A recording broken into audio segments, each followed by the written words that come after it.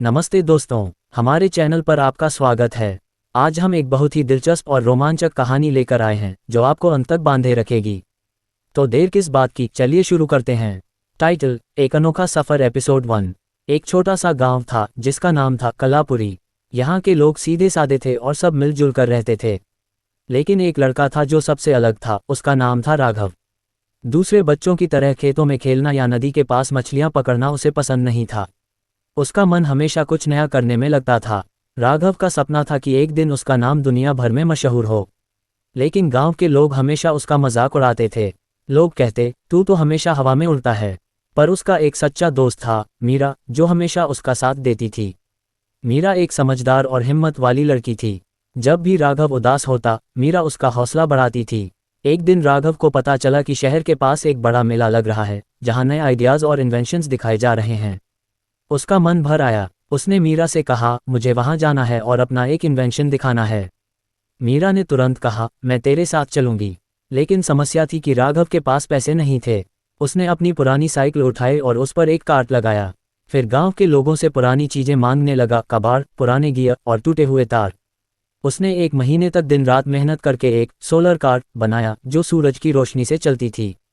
मीरा भी उसकी मदद करती रही। जब मेले का दिन आया, दोनों उस कार्ट पर बैठकर शहर की तरफ निकल पड़े। रास्ते में जंगल आए, नदी आई और एक बार तो उनका कार्ट खराब भी हो गया। लेकिन राघव ने अपना जुनून नहीं छोड़ा। एक रात जंगल में रुकते समय उन्हें एक आदमी मिला जो अपनी गाड़ी के लिए मदद मांग रहा था। राघव ने अपने कार्ट के पास से उस आदमी की गाड़ी ठीक कर दी। आदमी ने उनका शुक्रिया अदा किया और कहा, तुम्हारा फ्यूचर ब्राइट है। आखिरकार वे मेला पहुंचे। वहां बड़ी बड़ी मशीनें और लोग थे जो अपने आइडियाज़ दिखाने आए थे। जब राघव ने अपना सोलर कार्ट दिखाया, लोग हैरान रह गए। एक बड़े वैज्ञानिक, डॉक्टर सेन, वहां मौजूद थे। उन्होंने राघव से पूछा, तुमने ये कैसे बनाया? राघव ने अपनी कहानी सुनाई। डॉक्टर सेन ने कहा, तुम्हारा आइडिया बहुत इनोवेटिव है। मैं तुम्हें अपने साथ काम करने का मौका देना चाहता हूँ। ये सुनकर राघव की आंखों में आंसू आ गए। उसने मीरा की तरफ देखा और कहा, ये सब तेरे सपोर्ट के बिना पॉसिबल नहीं था। मीरा मुस्कुराकर बोली, मैंने कहा था ना, तू कुछ अलग करेगा। राघव की जिंदगी बदल गई।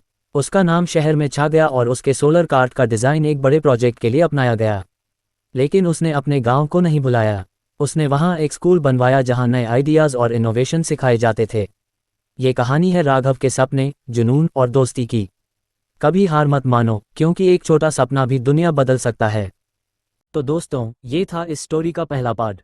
अगर आपको ये स्टोरी पसंद आई हो तो कृपया लाइक करें, शेयर करें और हमारे चैनल को सब्सक्राइब करें। अगले पार्ट के लिए हमारे चैनल पर जरूर विजिट करें। मिलते हैं अगले पार्ट में।